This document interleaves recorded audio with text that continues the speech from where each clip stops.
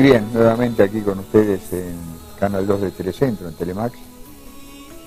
En un día, una madrugada muy especial porque hace menos de 48 horas falleció, yo diría, el último dirigente histórico del justicialismo que estaba en la Argentina. Porque no nos olvidemos que Villalón está viviendo en el exterior y es otro de los que acompañaron a Perón durante toda su historia y que aún vive y que en algún momento se creyó o se pensó, y que puede ser cierto, que Perón había dejado un legado al quien se denominaba uno de los hombres más influyentes en él, del partido justicialista cuando él no estuviera. Pero además de Villalón, acá en la Argentina tenemos a Antonio Cafiero, que fue uno de los protagonistas importantes desde el inicio de la Revolución Justicialista ya por la década del 40. Creo que uno no debe olvidarse de los hombres que participaron de toda una gesta histórica, una épica. El peronismo no fue un movimiento político, fue una epopeya. Tuvo momentos durísimos, haciendo un parangón que yo diría, y tomando muchísima distancia con lo que yo voy a comparar al peronismo, tuvo un poco las mismas facetas que el cristianismo en sus orígenes. Y esperemos que tenga la gran proyección en la historia del mundo que tuvo el cristianismo, aunque por supuesto no vamos a comparar la importancia de una fe como la del Cristo con un partido político, un movimiento político. Pero el peronismo de sus orígenes tuvo sus mártires. El primer mártir del peronismo fue un 17 de octubre, mes este de octubre en el que se cumplirá un año más de aquella revolución de 1945. Y fue Darwin Passaponti, que fue asesinado en la puerta del diario Crítica. El peronismo nació con un primer mártir, con una primera víctima. Y a partir de ahí tuvo muchísimas víctimas, que no empezaron en el 76, no nos equivoquemos. Ese es un viejo adagio que tiene el peronismo, que no es cierto, o que quieren imponerle al peronismo estos sistemas que hoy gobiernan en nombre del peronismo y que no tienen nada de peronismo. Las víctimas del peronismo empezaron, le reitero, el 17 de octubre de 1945. Aumentaron muchísimo a lo largo de toda la década, los finales de la década del 50 con la revolución fusiladora. Y fueron acumulándose víctimas a lo largo de toda la historia del justicialismo, mucho antes que 1976. No nos olvidemos de la desaparición, por ejemplo, digo uno, de Felipe Vallés. No nos olvidemos del asesinato de Bandor, dirigente sindical, un hombre de la UON, que para algunos un poco polémico en su posición frente a Perón, pero que evidentemente tenía la sangre peronista y que la virtió en un atentado feroz y monstruoso en su propio despacho. Por eso el peronismo tuvo sus mártires, sus perseguidos, sus catacumbas, porque dentro de lugares muy oscuros, muy, yo diría hasta siniestros, los peronistas se reunían en la Resistencia para leer el legado de Perón, sus mensajes, sus discos de pasta. En un comienzo eran discos de pasta donde se escuchaba la voz de Perón, o los manuscritos que enviaba desde España, y después ya nos ayornamos y teníamos el grabador yeloso de cinta abierta. Pero el peronismo tuvo todo eso, tuvo sus mártires, sus perseguidos, sus torturados, sus desaparecidos, y también tuvo los apóstatas, los que en nombre de Perón cometieron atrocidades, los que en nombre de Perón cometen atrocidades, y que se llevan puestos sobre sus espaldas una mochila que no les pertenece. Pero bueno, usted sabe a qué me refiero, ¿qué le voy a contar? Yo soy así, no puedo disimular en un momento en donde ha muerto Antonio Cafiero. Les voy a decir algo. Así me pasó con Carlos Grosso. Yo siempre fui opositor de Antonio Cafiero. De mi militancia peronista, partidaria, siempre estuve enfrente. Pero me desagrada que los medios de comunicación quieran contar una historia que no vivieron, que dicen que les contó Cafiero, que dicen que les contó Lorenzo Miguel, y que no tiene nada que ver con la realidad. En principio, le voy a decir a TN que estudie un poco cómo se formó la renovación peronista. Quiénes fueron las tres cabezas de la renovación peronista. Después se aglutinaron un montón.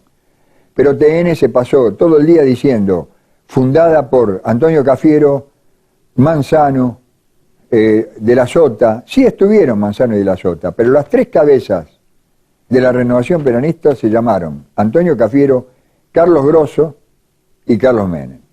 Así nació la renovación peronista, que surge después de un congreso justicialista, del Partido Justicialista en La Pampa, en Santa Rosa, en el cual estuve, en el Colegio Don Bosco, que nombró como conducción del organismo partidario a Isabel Perón como presidente, a Vicente Leónides Sadi como vicepresidente y a Herminio Iglesias como secretario general. Ahí se rompe y se hace el Congreso de Río Hondo, en donde Antonio Cafiero y Carlos Grosso, junto a Carlos Menem, que no asistió a ninguno de los congresos, pero que estuvo en las ciudades, tanto en Río Hondo como en Santa Rosa, ellos tres lanzaron la renovación. Renovación desde que tengo uso de razón, que fue un poco un grito de guerra contra los derrotados del año 83. Y eso es cierto. Cuando muchos dirigentes huyeron y abandonaron las banderas después de la derrota ante Alfonsín porque no estaban acostumbrados a perder el invicto, a una derrota, algunos izamos esa bandera donde pudimos. Yo la hice en un micrófono. Y me costó muchísimo, toda la época de Alfonsín, sobrevivir por haber salido del periodismo puro para ser un peronista periodista, no un periodista peronista. Y después terminó siendo solamente un peronista en toda esa época. Porque no hice un programa periodístico, aunque fue plural, aunque fue independiente, que vinieron todos a hablar, el corazón y el espíritu era mi lucha por la reconstrucción de un peronismo que se había caído por primera vez y parecía indefectible. Esas banderas quedaron arrojadas al tiempo. Muchos empezaron a coquetear con Alfonsín, otros pensaron en armar otra cosa, pero dentro de todo el Frente Renovador que creara Cafiero con Menem y con Grosso para presentarse a elecciones en la provincia de Buenos Aires y derrotar a Emilio Iglesias, tenía el sallo del peronismo y mantuvo por lo menos la ideología de las banderas sin tergiversar nada. Reitero, cuando después viene la interna Perón, la interna Menem Cafiero, perdóname Juan Domingo, pero fue un lapsus, no porque tenga nada que decir de Carlos Menem, sino porque Perón fue demasiado grande para mezclarlo. En esa interna Menem Cafiero, también TN nos cuenta un cuento que dice que les contó Lorenzo Miguel. Que Lorenzo Miguel había pretendido la fórmula Cafiero-Bernet. Y que Cafiero eligió a De la Sota, por eso él apoyó a Menem. Y que Menem se quedó con toda la estructura, esa estructura perversa del Partido Justicialista, porque siempre se pone ese tono de que el justicialismo es perverso, especialmente en los multimedios, que se quedó con toda esa parte de Lorenzo Miguel, de Luis Barrio Nuevo y otros dirigentes, y que Cafiero fue con los puros, impolutos y sanos, que después todos tuvieron el gobierno de Menem. O Manzano no fue ministro de Menem, o Dromi no fue ministro de Menem. Pero bueno, TN lo plantea así. Así no fue. Así no fue. Estábamos en el local de Esmata de la avenida Belgrano, si no me equivoco, donde estaba Lorenzo Miguel, estaba Carlos Menem, estaba toda la estructura del peronismo esperando la llegada de Cafiero para hacer una lista de unidad.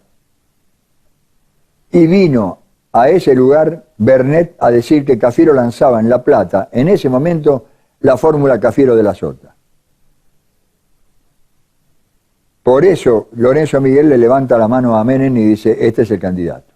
Y ahí se forma la agrupación sindical Menem Presidente.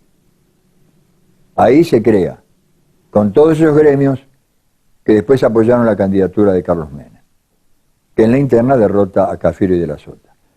Pero no fue porque Cafiero no eligió a Bernet, fue porque Cafiero no vino a la cita. Tenía su derecho, tenía sus intenciones, no quería ser segundo de Menem, no quería disputar segundo primero, quería ser presidente de la nación y esa buena intención se la respetamos, pero no fue como cuentan los periodistas, los que lo vivimos. Yo diría que en esta estructura de Telecentro hay un hombre que puede dar fe de todo eso, que fue uno de los primeros renovadores, aún enfrentándose a sus amigos, que fue Alberto Pierri. Él fue uno de los primeros renovadores, que en un acto en Lanús lanzó la idea de la renovación en la cara de Quindimil y casi nos matan a todos, porque habíamos ido con Rousselot, con él. O sea, él puede dar fe de todo esto. Yo creo que las cosas tienen que llevar su nombre y dejar de poner apotegmas, porque el Congreso de Río Hondo, que hacían los impresentables del peronismo, como quieren manifestar ellos, quiso ser roto para que no se pudiera realizar por más de 100 personas que venían comandadas por Juárez, el gobernador de Santiago del Estero, que respondía a Cafiero, y a punta de pistola. Entonces a mí no me la contaron porque la viví. Y dos periodistas muy destacados, uno está dentro del peronismo, el otro hoy es independiente, que tienen un gran protagonismo en las pantallas del multimedio. En ese momento dijo, esto está bien. Y en ese momento dijo, acá el candidato de la Argentina, el hombre de la Argentina es Carlos Menem. Ahora se debe haber olvidado, pero me lo dijo a mí y discutimos bastante con eso. Entonces, cada cosa con su realidad y con su verdad. Porque estoy harto de que traten siempre de poner la patota, lo impresentable, lo complicado, lo perverso en el justicialismo. El justicialismo es así, es un movimiento muy difícil, es difícil hasta convivir dentro del justicialismo, pero a la larga, como decía Perón, se reproducen como los conejos. Vamos a un corte.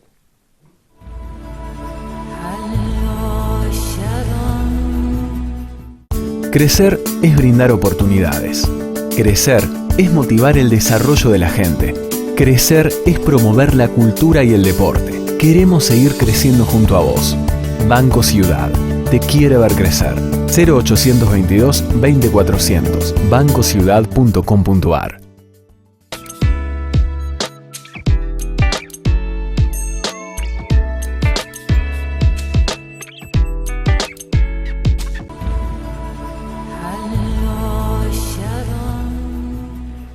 Bien, acá estamos con Alejandro del Rosso, un dirigente importante del justicialismo en Capital Federal, un hombre que está haciendo una gran tarea social, que tiene puesta su mirada en los que están más desprotegidos, que son los ancianos y los niños o los jóvenes.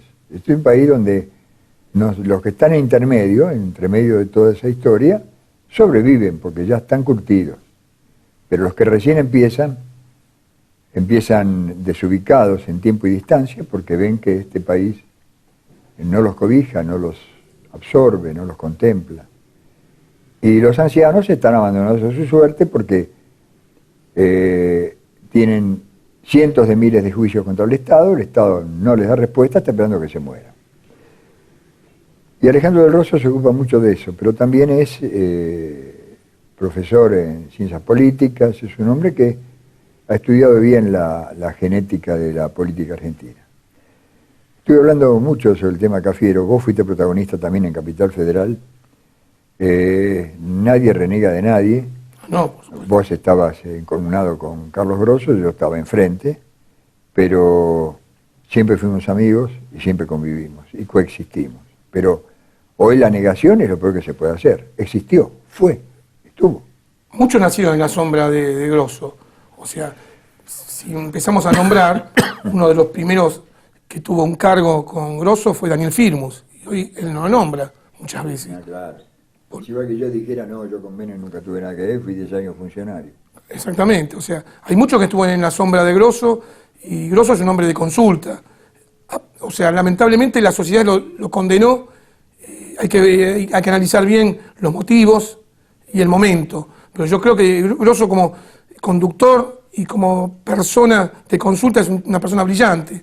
Vos mismo como opositor lo habrás visto siempre. Siempre lo respeté y siempre me ganó, aparte, ¿no? Yo estuve con Santilli y perdimos, con Zanola perdimos, con Licastro perdimos, siempre perdí. Es que lo que pasa en Capital tenía el perfil fundamentalmente del votante peronista de Capital, un perfil distinto al de otro distrito. Tal vez nosotros no entendimos que los que jugamos desde otro lado, de que las estructuras, cuando están bien consolidadas y cuando tienen una conducción firme, importante, son difíciles de vencer. Pero no simplemente porque son estructuras, porque uno dice hoy, ¿cómo vas a vencer la estructura del Estado de este gobierno con toda la fuerza que tiene? Y no es así. Hace menos de 2 años fueron derrotados, más de 2 años fueron derrotados. Hace 6 años fueron derrotados. Y con Néstor Kirchner como candidato virtual o testimonial.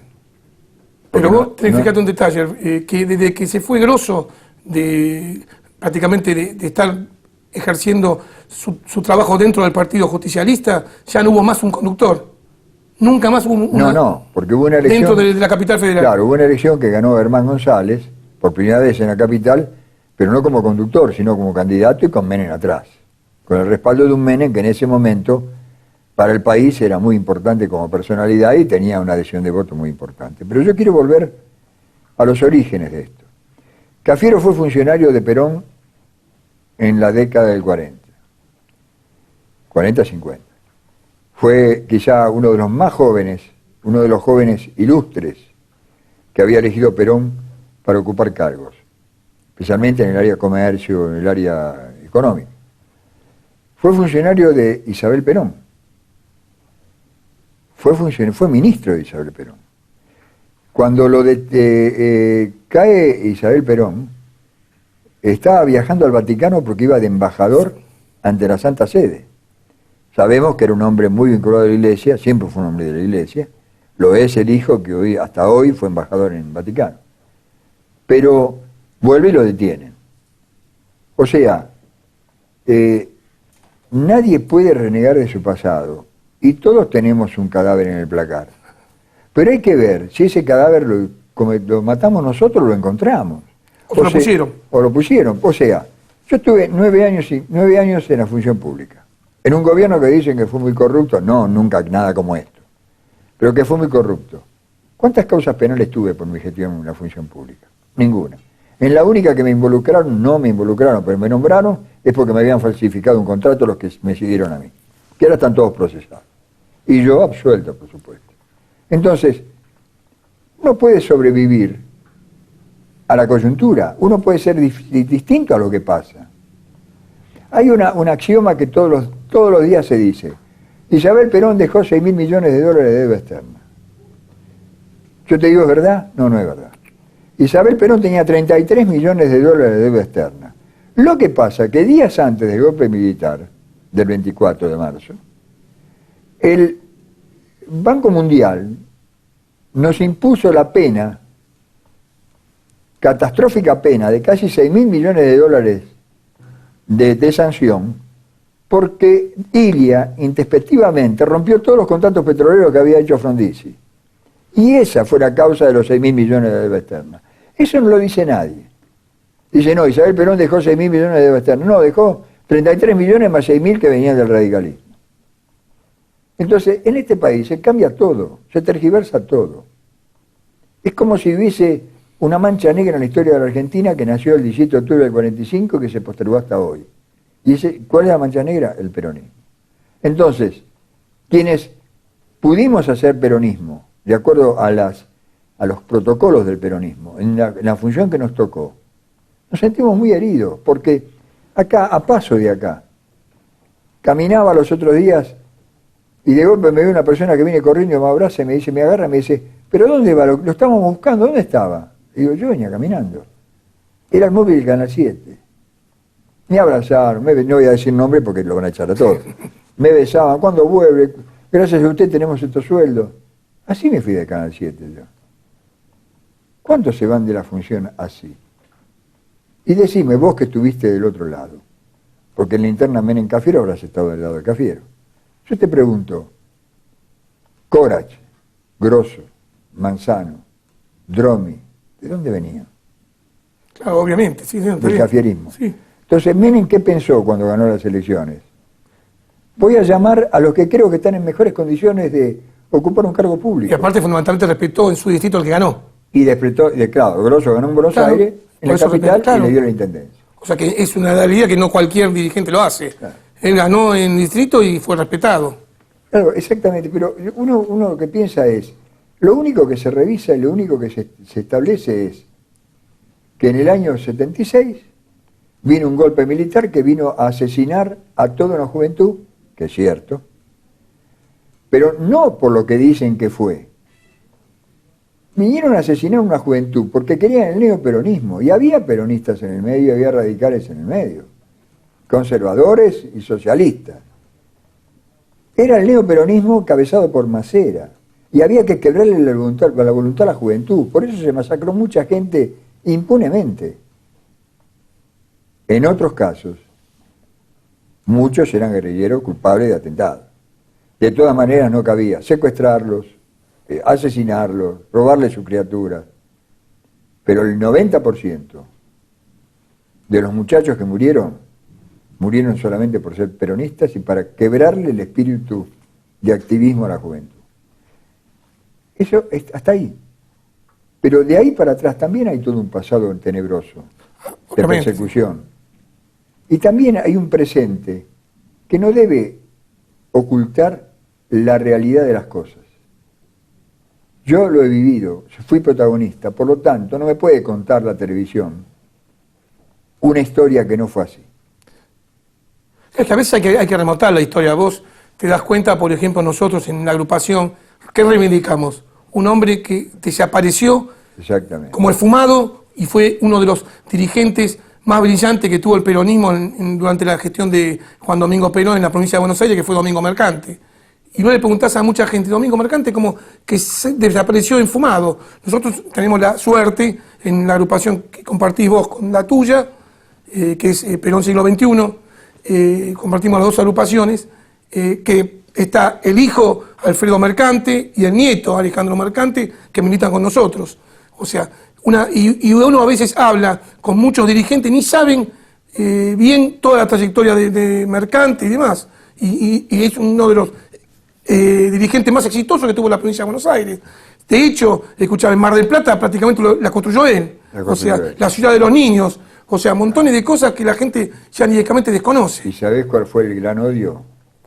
De aquellos que solamente se sentían los privilegiados para poder viajar a Mar del Plata, que Mar del Plata haya tenido acceso la clase trabajadora a través de las organizaciones gremiales, de los hoteles gremiales, de las mutuales gremiales. Y yo te voy a decir algo, disculpa que te interrumpa, Horacio. Yo, por ejemplo, a Alfredo, justo como él tiene domicilio en la capital, que es una vergüenza, lo he mandado a pedir para afiliarse al Partido Justicialista de Capital y le negaron la ficha de afiliación, no se la dieron. Dijeron que no hay ficha de afiliación. Y estamos hablando del hijo del ex gobernador más brillante de la provincia de Buenos Aires. Bueno, yo te puedo dar ficha si querés. Sí, no, pero el hecho es, lo ridiculez de esto. O sea...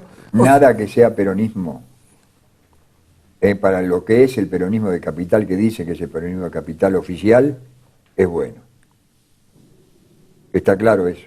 Ah, obvio, sí. Alejandro, yo de todas maneras quiero cerrar con un enorme homenaje a Antonio Cafiero. Sí, obvio. Un hombre respetuoso, un hombre con el que se podía hablar, se podía discrepar y sentir, muy cabrón, como Buentano, pero un hombre admirable en la concepción doctrinaria. Y eso no se lo puede quitar nadie. Y un hombre que ayudó a resucitar al Partido Justicialista, en la década del 80. Y que iban todos a consultarlo, porque era un libro abierto. Fue motivo de consulta. Todos tuvieron que inclinarse ante él, porque la sabiduría no es cuestión de improvisación. Se es o no se es.